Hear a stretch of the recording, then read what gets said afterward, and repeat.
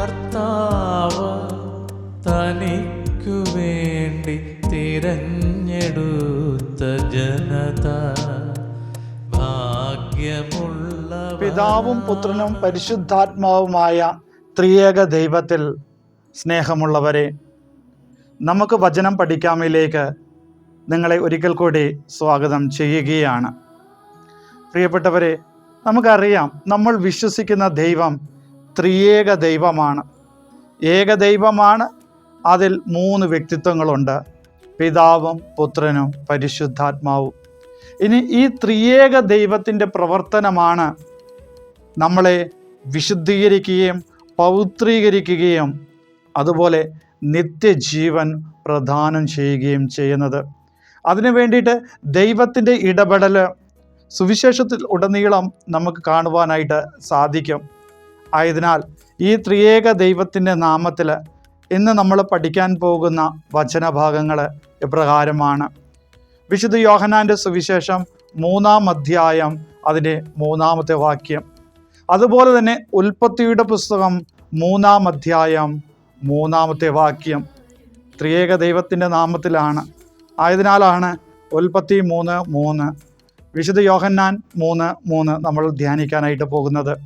ഇനി ഉൽപ്പത്തിയുടെ പുസ്തകം 3-ാം അധ്യായം അതിൻ്റെ 3-ാമത്തെ വചനത്തിൽ നാം ഇപ്രകാരം വായിക്കുന്നു: എന്നാൽ തോട്ടത്തിൻ്റെ നടുവിലുള്ള മരത്തിൻ്റെ പഴം ഭക്ഷിക്കുകയോ തൊടുക പോലും അരുത് എന്ന്.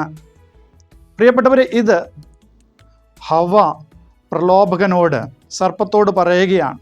ഇത് കഴിക്കരുതെന്ന് മാത്രമല്ല, അത് തൊടുക പോലും ചെയ്യരുതെന്നാണ് കർത്താവായ ദൈവം അരുൾ ചെയ്തത് എന്ന്.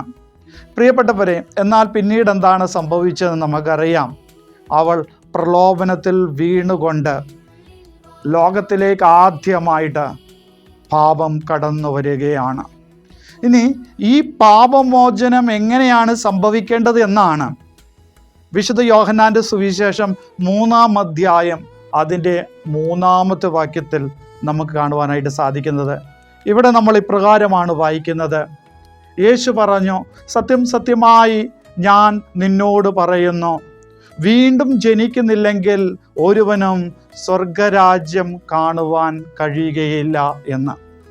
പ്രിയപ്പെട്ടവരെ, ത്രിയേക ദൈവത്തിൻ്റെ പ്രവർത്തനം. ആദ്യം ദൈവം ലോകത്തെ സൃഷ്ടിച്ചു.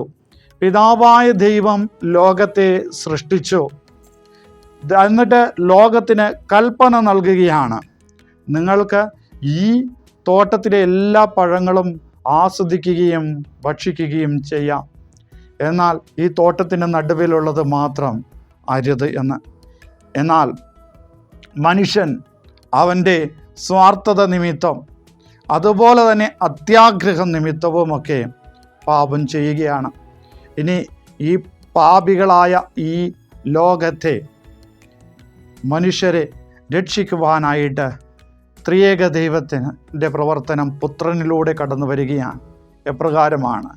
പിതാവിൻ്റെയും പുത്രൻ്റെയും പരിശുദ്ധാത്മാവിൻ്റെയും നാമത്തിൽ സ്നാനം സ്വീകരിച്ചുകൊണ്ട് വീണ്ടും ജനിക്കണമെന്ന് ഇവിടെ യേശുനാഥൻ പറയുകയാണ്. ആയതിനാൽ പ്രിയപ്പെട്ടവരെ, ഈ ത്രിയേക ദൈവത്തിലുള്ള വിശ്വാസവും ആ വിശ്വാസത്തിലുള്ള അനുസരണയും ഒപ്പം തന്നെ നിത്യജീവനും പ്രാപിക്കാനുള്ള കൃപയ്ക്ക് വേണ്ടിയിട്ട് നമുക്ക് പ്രാർത്ഥിക്കാം. ദൈവം നിങ്ങളെല്ലാവരെയും സമൃദ്ധമായി അനുഗ്രഹിക്കട്ടെ.